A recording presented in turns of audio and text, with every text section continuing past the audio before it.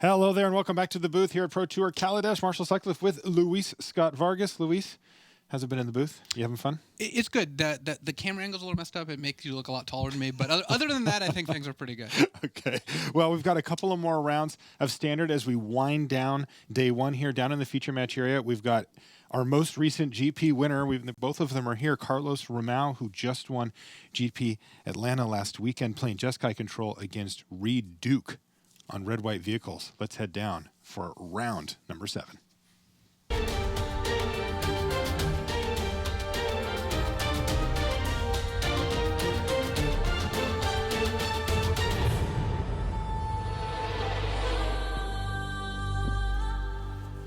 Hello and welcome to coverage of Pro Tour Kaladesh. I'm Marshall Sutcliffe in the booth with Luis Scott Vargas, and we are ready for round 7 action. We are in the standard portion of day 1 here. And down in our feature match area, we have Carlos Romao. Carlos won the World Championship in 2002, but he's still going. Just last weekend, in fact, he won Grand Prix Atlanta, which was limited. And we're, of course, in constructed here, so we'll see how he's doing. He's 5-1 coming into the round, as is his opponent, Reid Duke. Reid on red-white vehicles. Now, the interesting thing is that Carlos is on Jeskai Control, not a deck that was really on our radar coming in. No, there's a lot more torrential gear hooks running around than we expected. And Carlos is running a Jeskai Control deck that's kind of based around it. He's got a lot of instance to use gear hook on, including cards like Glimmer of Genius, 4 copies of that. Okay, nice little turn 1 play, a Toolcraft Exemplar here for Reid. And Toolcraft Exemplar, when it's on, which it is now, it's at 1 mana for 3 power. 3 power, that is a big hit.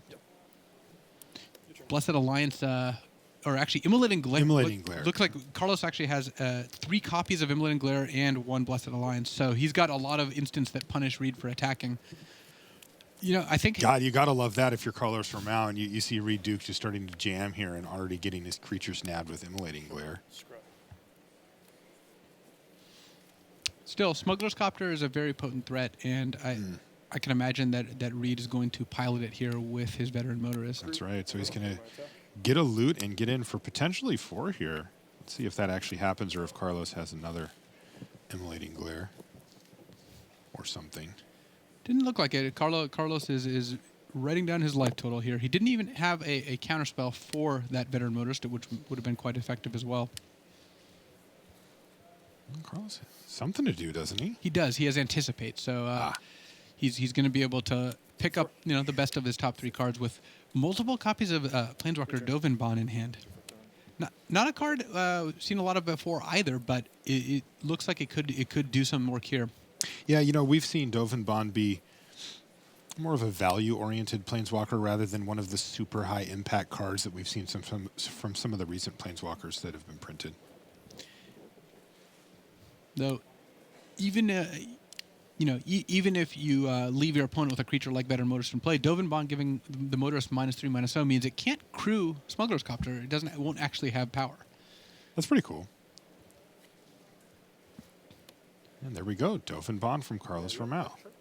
The danger with that, though, is so let's say Carlos gives Veteran Motorist -3/-0, 0 power, can't crew Smuggler's Copter. Right. Reid can play a creature and use the Motorist plus that creature to crew the Copter, and then it'll be a 4/4 still, and then it'll fly over and eat Dovinbon. And eat Dovinbon for lunch. Okay, well, this is going to be interesting then, because if that is the choice that Carlos makes, then it really puts a lot of pressure on what Reid has in his hand. If it's not what he does, then he can -1 Dovinbon to gain 2 life and draw a card. But then that would just be accepting that Dovinbon is going to gain some life, draw a card, and ultimately just prevent a little bit more damage. But he doesn't. He does minus it on the veteran motorist, so let's see what Reid's got. And, this does effectively gain life either way by having Reid attack the Planeswalker instead, but I think Reid is actually asking about that actual interaction, using a 0 power veteran motorist as part of a whole crew to enable the Smuggler's Copter. That's right. And it does work. Fairly unlikely to think of a hand that Reid could have that involves him not having a creature in play. Of course, with Dipala Pilot Exemplar in hand, you could also just play that, and Veteran Motorist would get +1/+1, which would enable it to crew as well. But on its own, Reid has to decide whether he wants to maybe play around like mass removal of some kind by playing Selfless Spirit instead, since Selfless Spirit does a pretty good job of fighting against Fumigate, which Carlos does have access to. He does. He's also got one Quarantine Field in his deck, which further down the line can take out multiple threats. Well, it's a little mana inefficient by comparison. Okay, and it looks like Reid decided to go for Selfless Spirit there, but did make the same play that you described a minute ago. Right. He wanted a 4/4 Smuggler's Copter, so Veteran Motorist, despite not providing any power to this crew, does actually still give the Smuggler's Copter +1/+1. Go. And Reid's going to discard Declaration and Stone to the Smuggler's Copter and then play another Selfless Spirit. And this is part of the strength of Smuggler's Copter. Declaration Stone is just almost a dead card against Carlos's deck under most circumstances, and so Reid basically just got to draw a card. He played a 2-mana 3/3, actually a 4/4 once it gets crewed. Yeah. And the advantage of it is he gets to draw a card and he attacks. Like, Yeah, it's pretty good. That being said, as Gabby pointed out last round, we've seen more Aetherworks Marvels than we have Smuggler's Copter. Smuggler's Copter has not dominated the feature match area so far. No, and it is interesting to see that we have, a very traditional matchup here. We've got an aggressive deck versus a control deck where we've been seeing a lot of decks in the feature match area doing kind of different things. And here's Depala now for Reid Duke, though that's going to get Void Shattered from Romao. Romao actually does not have perfect mana here. He had to spend an energy to cast that Void Shatter off either hub. He has 2 planes on tap with Harness Lightning in hand, which he just can't cast. He doesn't even have a red source anymore now that he's out of energy. So Awkward. Things are not going as well for Carlos as he might hope. Now he's taking 8 damage, half of his remaining life total after Reid crews the Copter with one of the Selfless Spirits and just jams with everything. Yeah, Glimmer of Genius there off the top for Carlos. Well, Glimmer's nice. It gives him a little bit of energy, powers up that Ether Hub, draws him some cards. Still, a Harness Lightning's not going to save him here. Yeah. So this does let him cast Harness Lightning, but he's at 8. Right. Carlos cannot cast Dovin Bond plus Harness Lightning in the same turn here, so he's going to leave up Glimmer and Harness Lightning instead.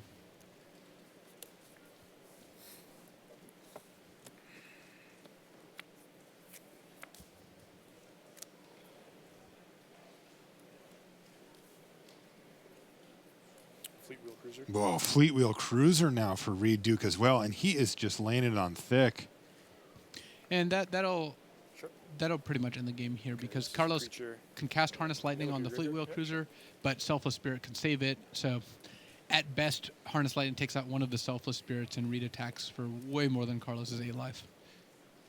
So Reid just looked at Carlos's graveyard. Is he thinking about Torrential Gearhulk there? Yeah, he's worrying about something along those lines. So Carlos couldn't even actually cast Torrential Gearhulk. He didn't have the double blue. Yeah. All right. So that's going to do it, though, for game 1. Reid Duke quick out of the gates and able to sustain pressure. And even through a removal spell or two from Carlos Romao, he takes game 1. We'll be back right after these messages. Ready to take your game to the next level and start on the path to the Pro Tour? Rise to the challenge and test your skills at a local preliminary Pro Tour qualifier. To find an event near you, visit magic.wizards.com/pptq. Up your game with Ultra Pro Magic the Gathering accessories. Find the best magic art on card sleeves, deck boxes, playmats, and more. Visit ultrapro.com to learn more and find a retailer near you. And welcome back to the feature match area here in Hawaii. It is a beautiful day outside. But inside, there are battles to be fought, and we've got one lined up for you right now. We've got Kenji Samura versus Eric Froelich, a Hall of Fame fight here.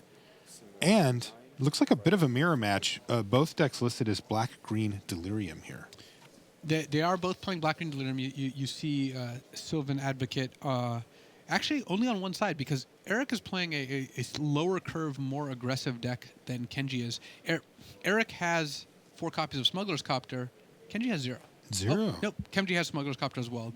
It looks like they're both actually fairly aggressive, though, with Verdurous Gearhulk being going to be a pretty big decider here. Yeah, So these are they're both much playing more assertive, right, than the versions we were used to from last season? Yeah, what Eric does have that Kenji doesn't is Catacomb Sifter. Ah. Yeah, I see Gnarlwood Dryad times 4 here for Samura. There's only 2 of them over there for Eric, but still pretty low curve. Yeah, Verdurous Gearhulk is a gigantic creature here. You see an upside-down Servant of the Conduit, likely thanks to Liliana here, but 7/7 Smuggler's Wow. Doctor is no joke. How about we make it 9 and lethal? So that's Eric Froelich picking up game 1 over Kenji Samura in a real slugfest there between these Delirium decks. And that leads us to yet another table as our main table is still getting shuffled up. We've got Ari Lax on Teamer Etherworks, I should say. And we've seen that one quite a bit already. Kentaro Yamamoto from Japan is playing Grixis Emerge. That is a deck that we saw a little bit. Yeah, we saw Raph Levy's take on it last round, playing straight blue-red, but the Grixis deck is, the more common build. It's got Haunted Deads as one way to get back your prized amalgam. And you see 2 copies of Perpetual Timepiece. Wow, we really came in at the right time here because there's an Emrakul coming down, and if you look at Yamamoto's side, he's clearly doing what he wants to do as well, as he's got an Elder Deep Fiend and a couple of Haunted Deads with some 1/1s. And like you said, the Perpetual Timepiece as well. And it looks like a single Kozilek's Return to me in my graveyard, so I will Kozilek's Return. Okay, so Kozilek's Return is going to wipe away most of the creatures from Yamamoto, but it does leave one key ingredient, an Elder Deep Fiend. And given that gigantic graveyard, I expect to see some action here based on that prized amalgam, potentially some... Whoa, there was even more off the camera. It just got bigger. So some combination of Haunted Deads and or Stitchwings are coming back here potentially.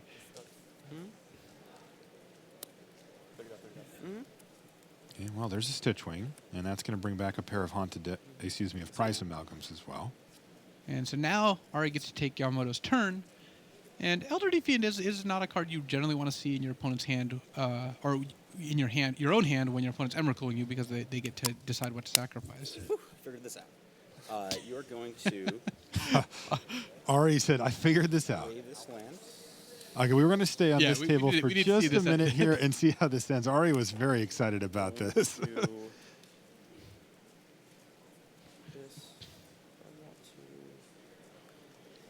We're actually just going to hold our main table. You can see they got a little bit of a start going, but we're just going to hold them there so you don't miss anything and watch how Ari works his way through Kentaro's what I think turn. it's gonna involve Kozilek's Return, Yamamoto flashing back his own Kozilek's Return off Elder Deep Fiend, and Perpetual Timepiece shuffling back in prized amalgams here.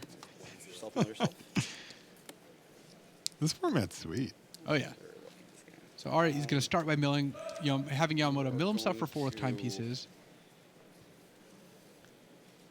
Attack Deep I just Fiend. want to confirm that Kozilek's Return deals no damage to Emrakul on the graveyard trigger because it's an instant.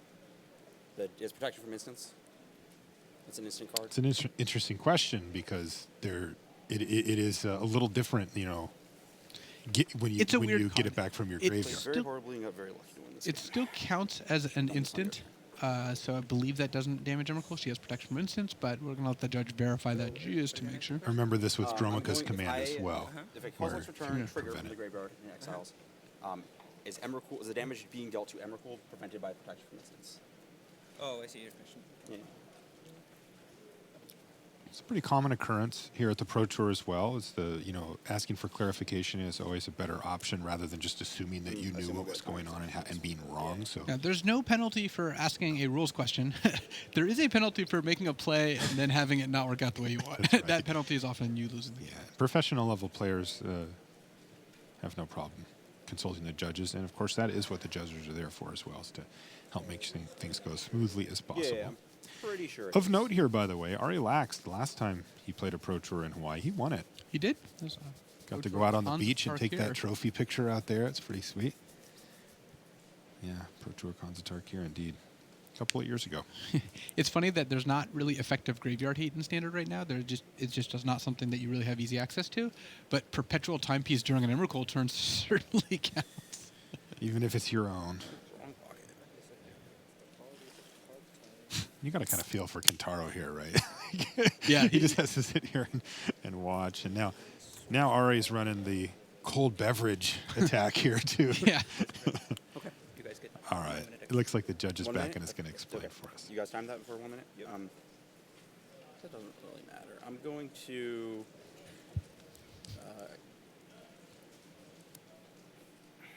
sack deep to deep This is going to target your creatures in a timepiece. You have a Kozilek's return trigger resolving that will exile itself, kill all of your creatures. That's in your graveyard. These are in your graveyard as well.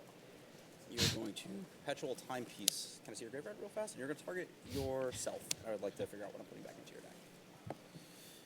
Yep, and there goes the timepiece. Right. So, you know, what Ari said was, can I see your graveyard? Because he gets to choose which cards he puts back in here, and he's now going to look at that.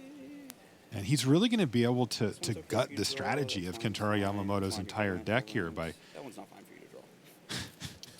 This is classic Ari Lax, by the way. Yeah, he Talking through it is... Well, it just makes our job easier. He gets to narrate what his play is. Take it away, Ari. Thank you. All right, it looks like Kentaro's had And enough. Kentaro, after having had to sit there and watch that, has said, all right, I've had enough of this. Let's go to the next game. But that doesn't mean we get to jump back to our main table, where we've got Reid Duke and Carlos Romao all set to go. And once again, we did have a turn or two take place here in the early stages, and I know that Reid Duke Wait, is it's only already 2 off turns. to a start here. How many permanents could Reid possibly have in play? How about 5? All right, we'll go How do with you 5. feel about 5 on turn 2? He got to Toolcraft Exemplar, Carlos down to 17, it looks like. Yeah, it does seem to be the case. He led with that. But it looks like he's going to lose the majority of his... actually, all of his creatures here are going to fall to Radiant Flames on turn 3 from Carlos Romao. But a nice follow-up here for Reid Duke. He's got a Veteran Motorist, and he's resolving the Scry Trigger. He still has that clue available as well. Man. I liked Thraben Inspector a lot before. It still seems super relevant here. Thraben Inspector is one of the better cards in Standard, and it's actually just so elegant how it ticks all the boxes that you need it to tick. It's a 1-power creature to crew Smuggler's Copter. It costs 1 mana, which is the perfect part in the curve. It provides an artifact in the clue in order to enable something like Toolcraft Exemplar. Actually, and it prevents you from flooding out. You sack those clues later to draw a card. It's a very, very good card, despite her general disdain for the world. Yeah, she doesn't look happy about things, but inspection failed. And so even though Radiant Flames looked pretty good, it was essentially a 1-for-1. It killed Toolcraft Exemplar, and Reid still just has the clue from Thraben Inspector. Here comes that Fleet Wheel Cruiser. Sure. Okay, it's a creature. Reid waiting to see if it resolves, and now he's just going to attack with everything. Remember, with the Cruiser, you do get kind of a free crew You're at 8-8. when it enters the battlefield.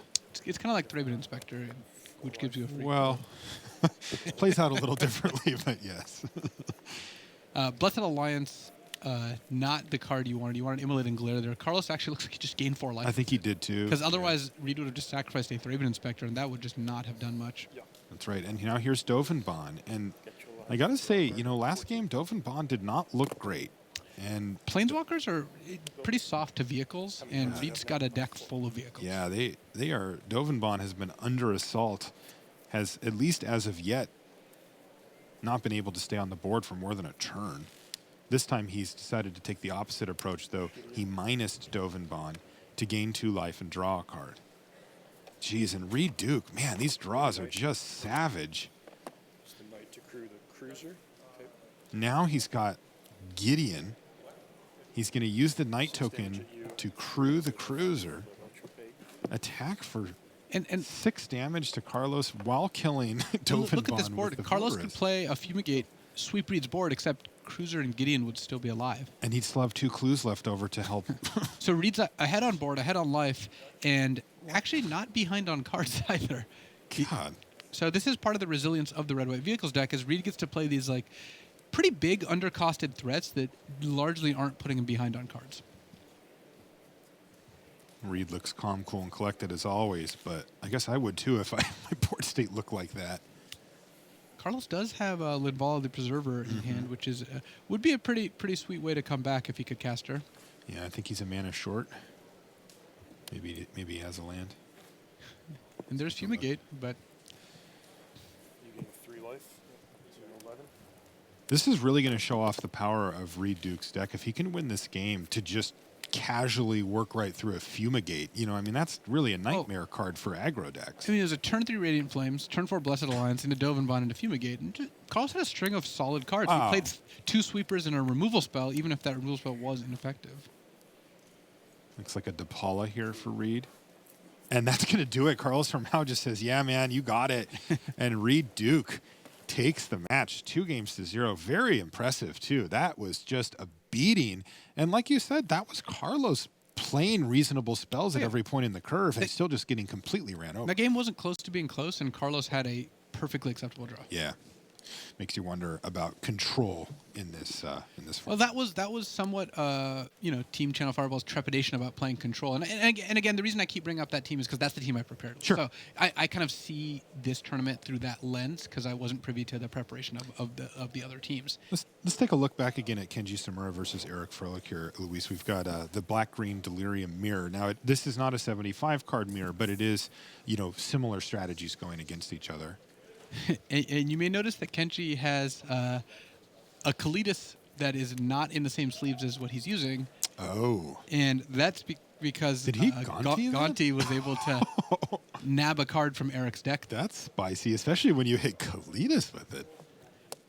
So Gonti, solid 2-for-1 here because the 2/3 Death Touch body also just trades for a card. That's right. Now, on top of that, Kenji Samura has cast a second copy. And you see that brown face-down card next to his library there? That's an Ob Nixilis. Oh, all right. Of Eric's that Kenji gets to cast. So even that Virtuous Gearhulk that Eric just cast is kind of pales in comparison to the Death Touchers plus Ob Nixilis. And Kaladesh plus Ob Nixilis is a very potent combination. Yeah, well, that's why Eric put it in his list, but, By the way, you can take a look at Eric. He recently had eye surgery on that eye, so that's why you see him wearing the eye patch. He said it's basically if he takes it off, he can see he's okay, but one eye with the glasses sees fine and the other one doesn't, so it gives him a headache like almost right away. It's hard to see the cards, so he finds it easier just to keep that eye covered up. Also, just preferred you not explain that and just called him Dread Pirate Froelich and just leave it at that. Fair enough. But that is also a very rational explanation. And there we go. So we see what Kenji gets to cast. Again, another one of Eric's cards, though. It looks like Eric's going to use Blossoming Defense to protect his Verdur's Gearhulk here from the Ob Nixilis activation.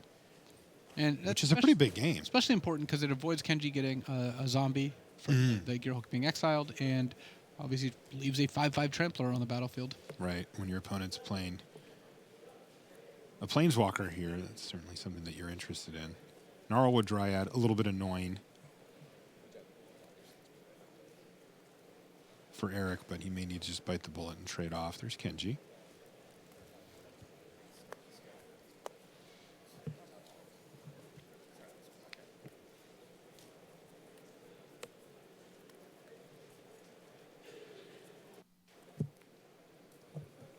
And Samura's just going to pass a turn back.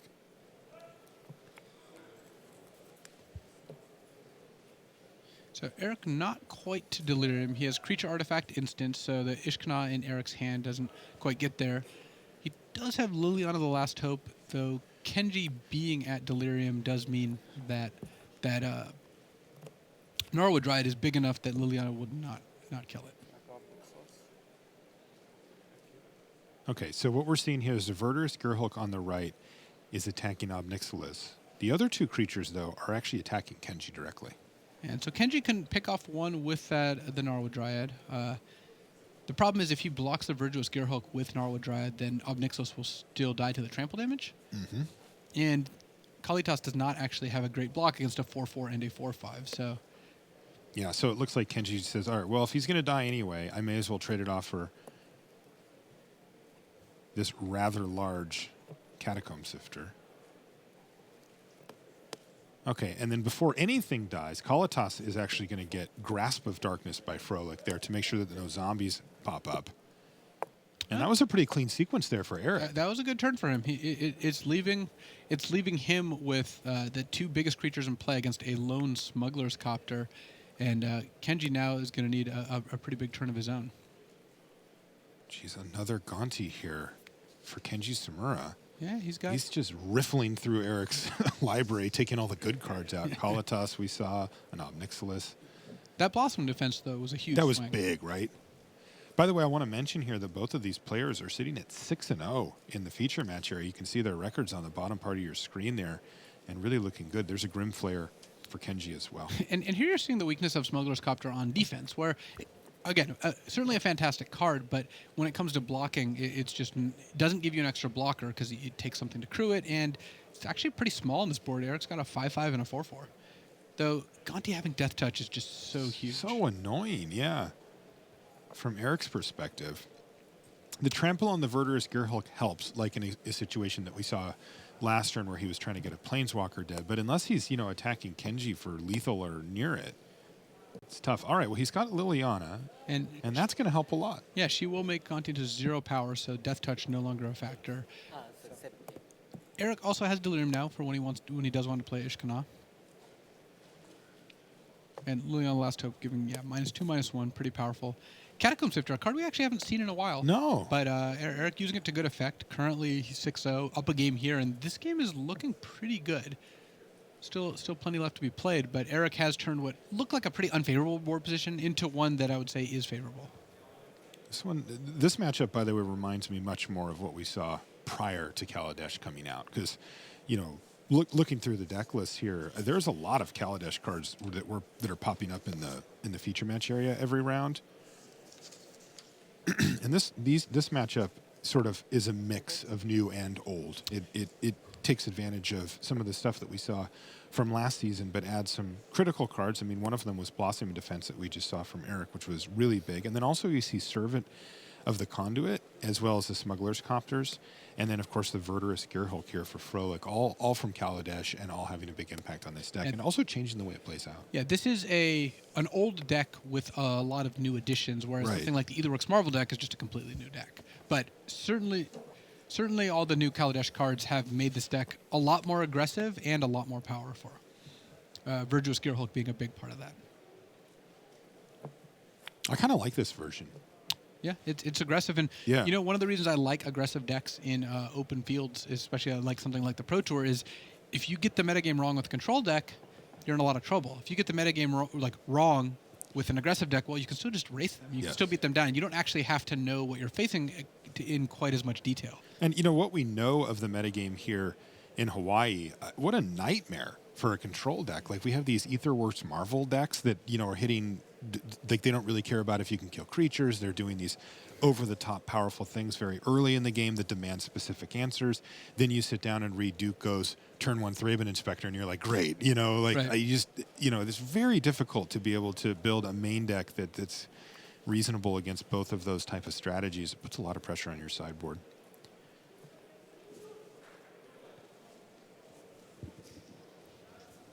You're deciding how best to attack here, since Kenji has filled up the board. Another copy of Grim Flare, Tireless Tracker, which Kenji likely doesn't want to get into combat this instant, but still potentially could. And we see Liliana picking up the Verdurous Gearhulk, and the beats just keep flowing here for Frolic. Even though this board has gotten pretty well gummed up, there, when you talk about these mid-range creature fights, a card like Verdurous Gearhulk just goes so far over the top, and it does it quickly, too. And the second copy here is going to distribute 4 more +1/+1 counters. That's going to give Eric enough power and toughness to punch through, certainly. And there's certainly a pretty big appeal to putting the counters on the first Gearhulk, which already has Trample. But if you distribute the counters, you also make yourself less vulnerable to removal spells. That's right. And Eric is going to hedge and distribute the counters more evenly. Also of note, because Liliana minused, Gonti does have power and Death Touch, so good chance Gonti gets in front of at least one of these creatures. Yeah.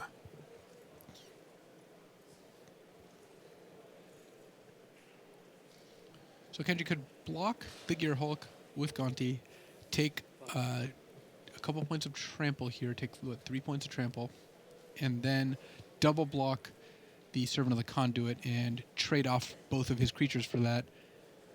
Leaves Kenji with a clue, with a card that we don't know yet from Gonti. I don't know what the face down card is. And then that Smuggler's Copter, which kind of has been sitting unattended for many, many turns there. Yeah. Yeah, it's just been kind of flapping around over there.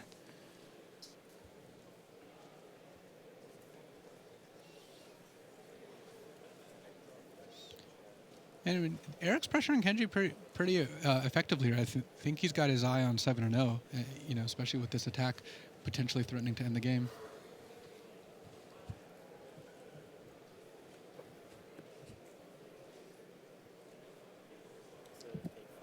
Kenji with no cards. He could trigger Smuggler's Copter here to essentially mill a card. All right, this is going to clear away a lot of the board here.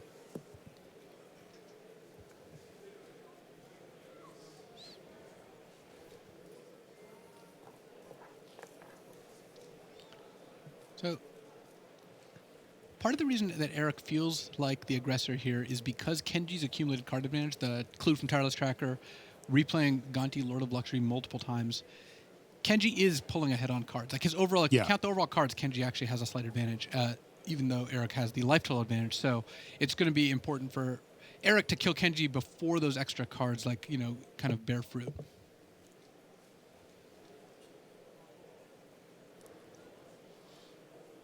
Kenji Sumura, unquestionably one of the best players of all time in the Hall of Fame.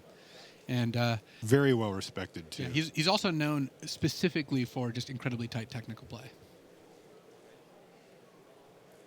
Which is interesting because that's actually what Eric's very well known for, too. Like, both of these players, honestly, two of the top in technical play. I prefer to be known for being technically correct.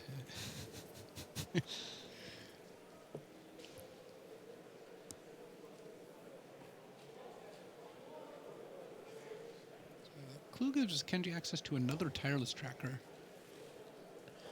Tireless Tracker is certainly the type of card that could take over this game if Kenji can manage to just stay alive long enough. And again, Kenji's stacking up cards here. You know, two clues from those two Tireless Trackers. And Eric's kind of like in a race to defeat Kenji before all these cards add up. That's right. He's got him down to 4, but he can see it starting to slip away. So Kenji trying to decide if he can beat another Gear Hulk here. It's going to be difficult. Smuggler's Copter can finish off Liliana.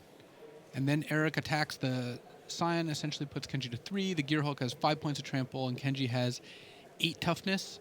So Kenji would be able to survive a second Gear Hulk. And Eric could, of course, distribute the counters differently, but we're just looking at the total toughness Kenji has. So Kenji would be able to survive a second Gear Hulk. So Kenji's actually potentially stabilized here. Ishkana, a great card. I mean, she's powerful, Yeah, just but not what he wants here, right? But it's more defensive, though.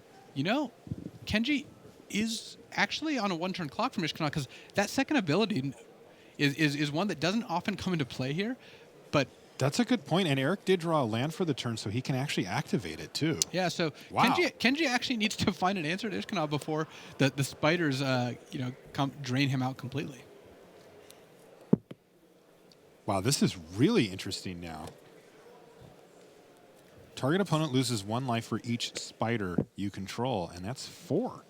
Yeah, and Eric didn't play the land in his hand to conceal from Kenji that he's actually dead if Eric just gets to untap. So that's right. So I'm sure Kenji's aware of that. It's a risk, yeah, and is going to play to prevent it. But there's no reason to give him that information. No, there's not, and because there could be a spot where Kenji says, "Okay, I'm going to risk it. I can make this play, and if he doesn't draw a land, then I can win the game, or I can do something great." Also knowing that Eric has cards like Hissing Quagmire in his deck that are tap lands and also not outs, but yeah, Eric has the land in hand. He's got a swamp. Eric at 20 has a lot of life total to play with too, where Kenji doesn't have the luxury of trying to just kill Eric or forcing Eric to block with a lot of things. It's going to be pretty tough to attack for 20.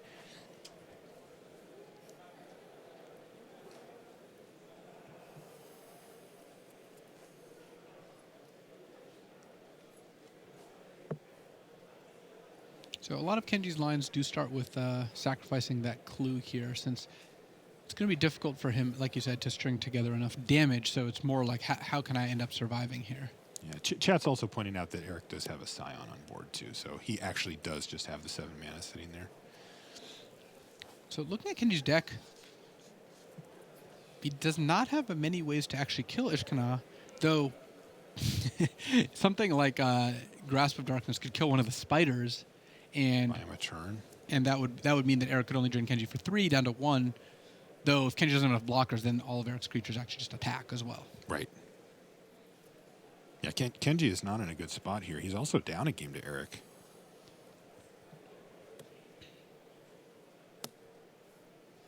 He's going to start by playing a land, making a clue. And he's going to have to just crack it and dig for something. And Eric is in one of those situations that it's always nerve-wracking. You just Oh, God. You just played out your last card. Your opponent's drawn so many more cards than you, but you win if the card works, and you're sitting there like, all right, do you have it? Can you find a murder to kill my spider? Am I going to win this game? And in his head, he's like, holes. Yeah. The way it's looking right now, Eric is going to win the game. It does. It looks like that Kenji drew a land off of that clue. And now he may be entering kind of desperation mode.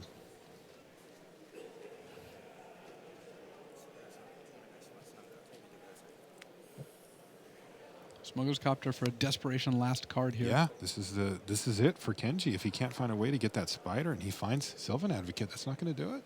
Yeah, I mean, he can hope Eric blocks with one of the 1/2 spiders, but I find that to be fairly unlikely. Right, and at 20 life, Eric just has no real incentive here. It's even with the trigger from the copter, it just wasn't enough. So Kenji just has to play out his hand, pass the turn, and hope that Eric forgot that Ishkanah does more things. Now, is there a risk to Eric going for it right there?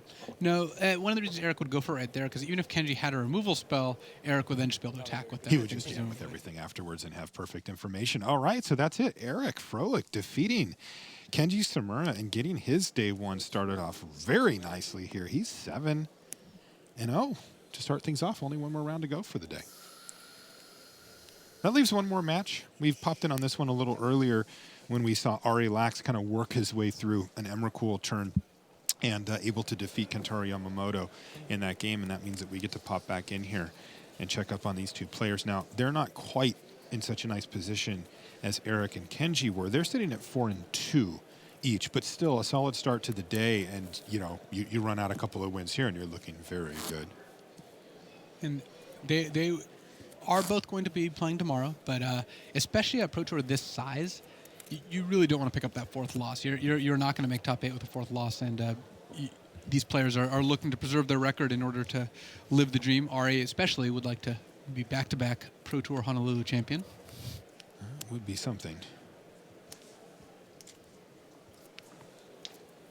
Kentaro getting things started with a cathartic reunion, discarding Haunted Dead and Prized Amalgam, the combo. Yeah, Tim Willoughby down on the floor said that game 2 was basically Kentaro just dumping a ton of power on the board and taking over. Well, those are the games I would expect Kentaro to win. 3 energy. Thank you. Li Shitian, by the way, played against Christian Cespedes and defeated him 2-0 to improve to 6-1. Ran him over with his Mardu Vehicles deck. Yep. That does leave this as the last match, of course, down in the feature match area for this round.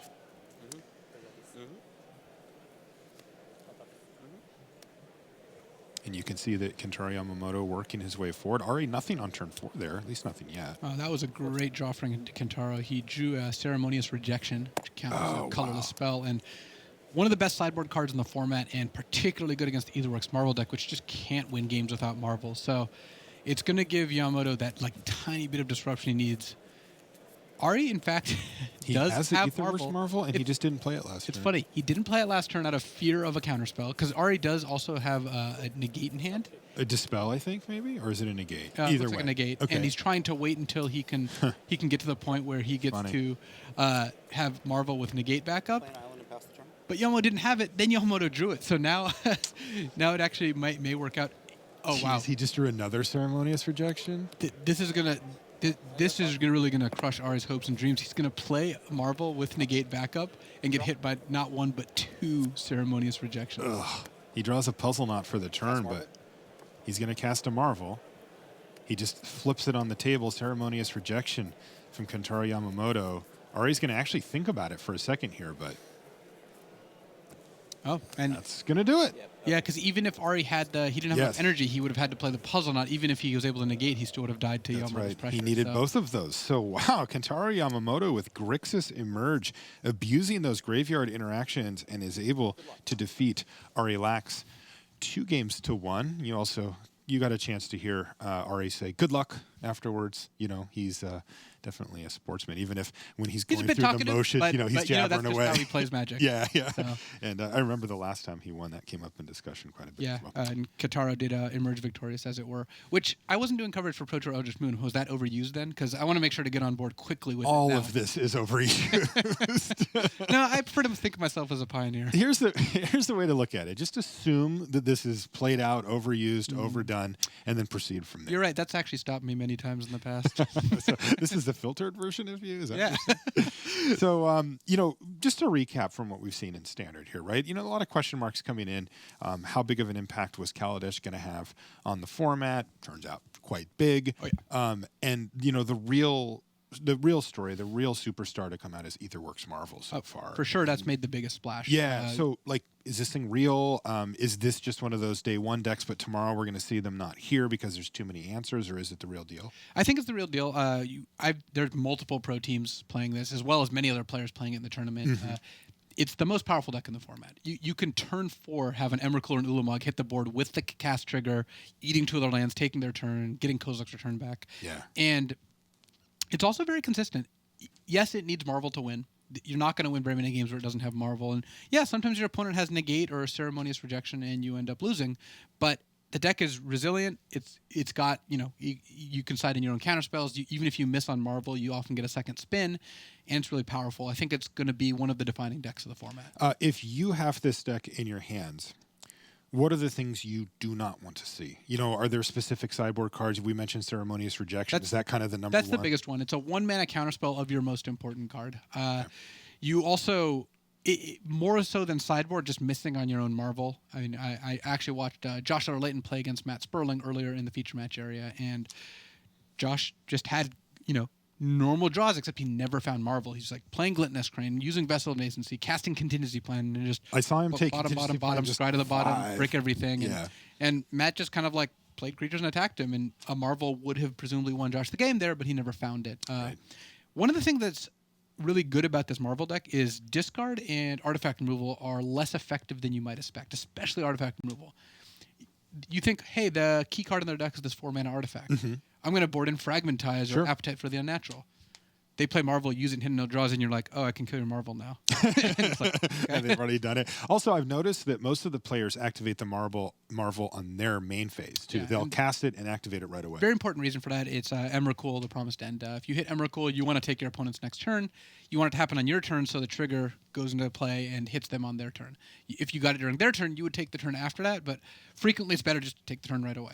Right. Okay, thanks for that. That's good stuff. We're going to keep an eye on this deck as we work our way through the day. We've got one more round to go. Let's get some updates and such from Rich Hagan at the news desk. Thanks, Marshall. Thanks, Luis. One more round of Standard to go before everyone with 4 and 4 or better, they come back tomorrow to do it all again. 3 rounds of draft and then 5 rounds down the stretch. This is a good moment to remind those of you who haven't heard yet that Sunday is going to be a little bit different. The way this works is that quarterfinals, stage 1, will feature seeds 5 through 8. We still cut to a top 8 at the end of Saturday. But on Sunday, quarterfinals come in 2 stages. Part 1, 5 plays 8, 6 plays 7. The 2 winners advance to stage 2 of the quarterfinals. And there, lying in wait, are the number 3 and number 4 seed in the 2 halves of the bracket. What about seeds 1 and 2? They don't play until after lunch. They are through automatically to the semi-finals. And in the semis, they will play whoever emerges from the 2 stages of the quarters and then will emerge through. So you'll have 3 people on one side of the bracket compete 5, 8, and 4 competing to see who plays against 1, and then 6, 7, and 3 competing over 2 stages to see who plays the number 2 seed. So the bottom line is that 5 through 8 will have to win 4 matches to win the Pro Tour on Sunday. The number 3 and number 4 seed, they'll have to win 3 matches on Sunday to win the Pro Tour. Numbers 1 and 2 into the semi-finals, just 2 wins will do it. So that means tomorrow evening, as we head down the last couple of rounds, even if you're into the top 8, you're going to see the players playing out their matches, desperate to secure either a 3 and 4 seed and therefore advance to stage 2 of the quarterfinals, or number 1 and 2 to advance all the way to the semi-finals. All right, so therefore, not just getting into day 2, not just getting to the top 8, Every win is critical. So, who is 7-0? Shota Yasuoka of Japan. Showtime. He is 7-0. Defeated Matt Costa, fell to 6-1. Feeling a little bit sore, not sure whether he maybe could have done something. Mattia Mora of Italy is 7-0. He defeated Pierre Dajon to go to 6-1. And at 6-1, Kenji Samura, well, he's just lost to Eric Froelich. Froelich is 7-0. Froelich is in great shape, and Eric Froelich is waiting to talk to us right now. All right, Rich. I'm here with Eric Froelich, the Hall of Famer. 7-0. Great start to your tournament. You just took down another Hall of Famer. I did. So tell us about this deck and how you came to play this in this tournament. So Green Black Delirium, of course, is a good deck. Ported over pretty well. Didn't lose too much. I didn't love Languish in the deck anyway. Got, a nice new land. And then I saw kind of this green-white aggro deck that some of the Roanoke crew played in the Star City event. Didn't really love that deck, but I liked a lot of things that were going on there. Servant, Blossoming Defense, and Verdur's Gearhulk, all cards from the new set that I thought were awesome. So I'm like, I think that these cards, like you look at Verdur's Gearhulk, you look at Blossoming Defense, you combine that with like a Grim Flare with Trample, a Kalidas with Lifelink, that seems really good. The deck was good, it was nice and aggressive. Then one night, just kind of like light bulb moment on Catacomb Sifter. And so that now your turn 4 Gearhulks are so consistent. You have so many ways to turn on Copter. You can, use your Scion to turn on Copter. So now it's ready on turn 4 to Gearhulk up the Copter and just start attacking for 9. Like, you just have these consistent aggressive draws plus 4 Blossoming Defense. I've loved the deck. I think I've got to play Cobblade in a PT, so never in my life will I say this is the best deck I've ever played in a PT. It's impossible. I don't think WotC will ever allow that to happen again. But this deck, I really like it. So as you look around the room and you see all these other decks that people have brought to the tables here, how do you feel your matchups shake out here the rest of the way? I like my deck against the aggressive decks and the mid-range decks. I'm playing 4 Kalidas, which helps, and my deck's really fast. Like, I have a lot of resiliency, and 1 mana to counter your removal spell and maybe deal you extra damage is really strong. That being said, they get turn 2 Copter on the play, and they can run you over. And the Marvel decks, they're a really tough matchup. That's a huge percentage of the field. My game 1 interaction is basically nil, although I can kill you really fast. But if you get the nut draw, I lose. It's just over. And I get some interaction in game 2. I played against the deck once. I feel like I got kind of lucky to win that match 2-0. But that's a really tough matchup, and a lot of people are playing that. So I anticipate picking up at least 1 or 2 losses to a Marvel deck at some point. But I'm lucky to have some to give at least right now. So if someone wants to start to play around with this shell of this deck at home, what's one fundamental piece of advice if you're going to play this green-black aggro deck? Yeah, I mean, you got Copters, you have ways to turn on Copter, and a bunch of ways that, are creatures that turn on Copter and also accelerate you to Gearhulk. Gearhulk it's huge. It's 8/8 trample for 5 mana with upside. Lots of ways to get to 5 on turn 4, which is pretty nice. And so I feel like removal is not as strong in this format. I mean, it's great, but you're trying to deal with Copters and trying to deal with, these monstrous creatures that clunking up your deck is tough. So you just try to be faster than them, and that's what my deck's trying to do. So far, so good. Okay, so you heard it here from Hall of Famer Eric Froelich. If you need a pilot for your Copter, a Scion is just the thing for the job. Sending it back to you at the news desk, Rich Hagon. Thanks, BDM, and thanks to Eric Froelich. Great job, 7-0. Now, BDM, as we know, was out and about all across the Hawaiian Islands here over the last few days, and he went to see East-West Bowl in action at their huge testing house. It was so huge, we've had to split this next piece into 2 parts over today and tomorrow. So here is New Faces, Old Friends, Part 1.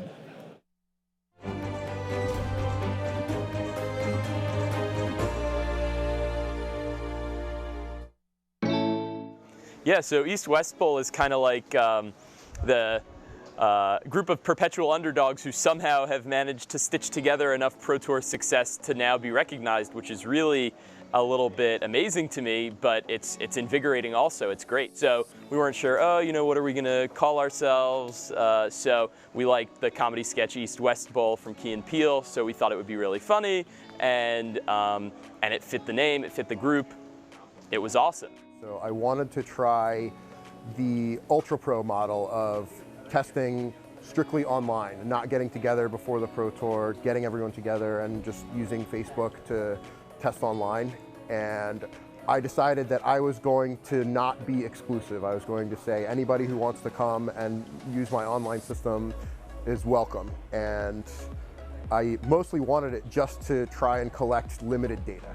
because it was a modern Pro Tour, and testing for modern Pro Tours is a little bit different than standard Pro Tours. So I was focused entirely on limited. I had a new system I wanted to try, and at Grand Prix Atlanta last year, as a matter of fact, Scott Lipp came up to me and said, "Alex, this sounds good. If you want, I have a bunch of people that maybe want to try." And it turns out those people were what were formerly known as the Cali Silvers. Just a lot of players from the California area who were, playing a lot more Magic, and they had all made silver in the Pro Club, and we all kind of joined together in this online forum for Pro Tour Oath of the Gatewatch. And all of the Cali Silver guys ended up being really good at Constructed, and I had this new limited system that I wanted to try, and we all worked really well to make sure it, went off as more or less as I planned it. And that Pro Tour was just really successful for us. We started off as like two different groups, like one on the West Coast, one on the East Coast, and there's like a bridge between them, Mark Jacobson. And so he was like, hey, like it would be a great idea if we just all sort of got together and shared testing results like over the internet, because this was a time where we weren't able to like commit a full week to testing really hard. So we got together with like Alexander Majleton and Pascal and like a bunch of other people on like farther away from us, and we just sort of collaborated online, and it ended up being super great. I mean, we had that collaboration sort of bore a really great deck, the Eldrazi deck in Modern. And JC was able to win a Pro Tour, the very first Pro Tour our team was formed. So that was really sweet. I ended up winning an RPTQ for Pro Tour Earth Gatewatch. So I knew that I had to swing for the fences if I wanted to like requalify and keep being on the train. So we played really hard, we persevered, and we found the deck for the tournament. And it turned out to be great, and I got pretty lucky to make it there. And it's just kind of all gone from there, and I'm really happy where it is right now. They were all testing, I think it was the first time they were testing as like a group. We're not East West Bowl yet, it was Team Target. And it was in Vancouver. They had some suites in a hotel there, and I was actually in Vancouver at one of my friends for the week. I was alone basically, and I think they called me in for like, hey, do you want to draft? We heard you were in Vancouver, do you want to be our 8th? And I think Manguchi was on the team back then. So I just showed up, and then like I stayed there, we drafted, and we eventually like started talking about Constructed. I mean, I wasn't alone, so I wasn't really a threat to like leaking anything. And I really liked it. I actually ended up just going there the next day, and then I ended up playing my own deck because obviously 2 days with them was just not enough for Constructed, but like I had a fun time. And then the next Pro Tour, they invited me to do the same thing basically, but like the whole time, not just 2 days. Well, after my first Pro Tour and the performance that I had, I became more friends with Pascal Ménard, and he had a lot of connection. So we juggled a couple of possible teammates. Then a group of people came to us and asked, "Do you want to be with us to be in some sort of draft camp, some sort of draft where everyone would put their results together and all?" And that became like a real team, East West Bowl. And yeah, since PT Out of the Gatewatch, I was with East West Bowl. It's really a new experience for me, because before that I was alone.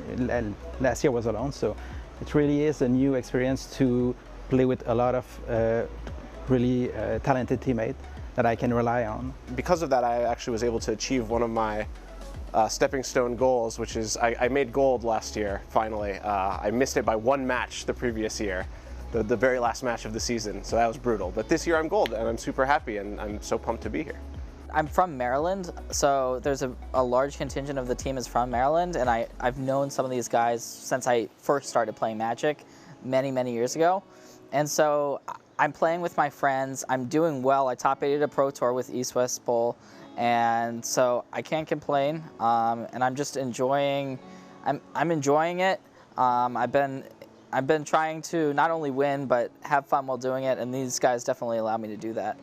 Oh yeah, coming from the previous season, seeing where our original team went from, where some of us had silver, none of us were really gold, to when we formed up the East-West Bowl, where almost everyone on the team that went to Australia hit gold, hit their mark, hit platinum.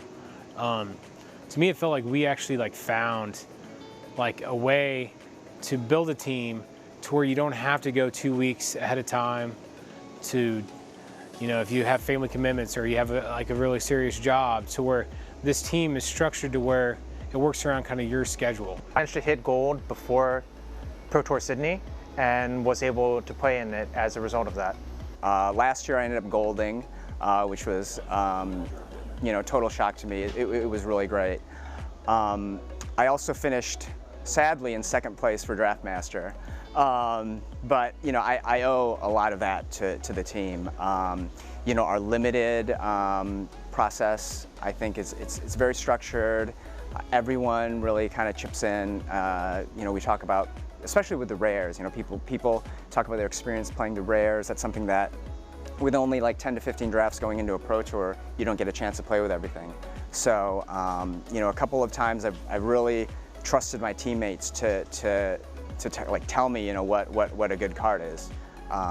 And, you know, that's really helped me succeed in the draft portion.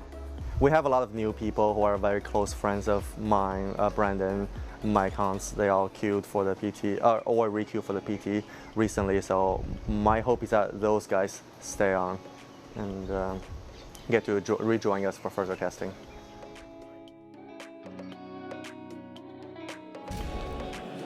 Welcome back to the news desk. There we are. That was part one of New Faces and Old Friends. You'll see more of that tomorrow. Also, if you saw earlier on our Walking the Plains, Nate and Sean, their new series, Enter the Battlefield, the series, part one from Roanoke, saw Brian Brown doing Hanging Out with Cedric Phillips, Todd Anderson, Brad Nelson. We saw BBD's parents. You can check that out. I think that's probably out by now on YouTube, but you can certainly see part two tomorrow for that.